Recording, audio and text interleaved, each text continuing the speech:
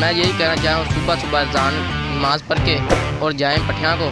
तो पिछले टाइम फिर भी गर्मी होती है, पिछले टाइम ये सुबह टाइम सही है। बिस्मिल्लाहिर्रहमानिर्रहीम। मैं फैसल सारी, आप देख रहे हैं फैसल शान यूट्यूब चैनल। नाज़रीन, आज मैं इन नौजवानों के पास आया हूँ। तो आपका नाम क्या है? हसनैन अली। हसनैन अली। आपका नाम क्या है? अब्बास अली। अब्बास अली। ये माशाल्लाह मैट्रिक पास हैं और पाकिस्तान के शहरी हैं। आज हमें बताएंगे कि पट्ठे तहना के गाँव और भैंसों को पट्ठे किस तरह काट के उनको खिलाते हैं और किस तरह काटना चाहिए और इनका बेहतरीन तरीका कौन सा होना चाहिए। ऊपर से पकड़ना चाहिए, नीचे से नहीं। बाजू का नीचे से पकड़ते हैं, उसको हाथ से दातरी लग जाती है। जब नीचे हाथ डालेंगे तो ये दातरी लग जाएगी, जब ऊपर हाथ डालेंगे तो फिर ये काटती चली जाएगी।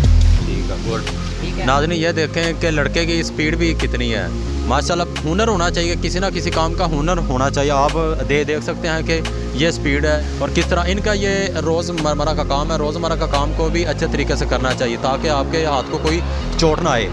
वेट के हिसाब से तो 20-25 किलो पट्ठे काफ़ी होते हैं। मास्क को लगाना चाहिए, रबड़ के दस्ताने, रबड़ के बूट, जैकेट, यही सेफ्टी की चीज़ें होती हैं। मैंने ये गाय ली एक और मुझे शौक़ पै गया गाय का, तो मैंने ठाठ को निकला।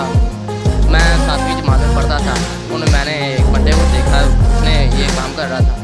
मुझे भी ये हुनर मैंने 13 साल की उम्र में हासिल कर लिया। मैं तकरीबन 8 मिनटों में पट्ठे काट लेता हूँ। नाज़रीन, ये पाकिस्तान का ओरिजिनल टैलेंट है, जो कि एक तो होता है कि मशीनरी के ज़रिए भी कुछ चीज़ें और वीडियो के ज़रिए भी हमें चीज़ें सीखने को मिलती है। ये पाकिस्तान का ओरिजिनल टैलेंट है जो कि आपके सामने भी हमने दिखाया। मैं यही कहना चाहूँ सुबह सुबह जान नमाज़ पढ़ के और जाएँ पठिया को। तो पिछले टाइम फिर भी गर्मी होती है, पिछले टाइम ये सुबह टाइम सही है। अपने मेज़बान फैसल सारी को दीजिए। अल्लाह निगहबान। पाकिस्तान जिंदाबाद।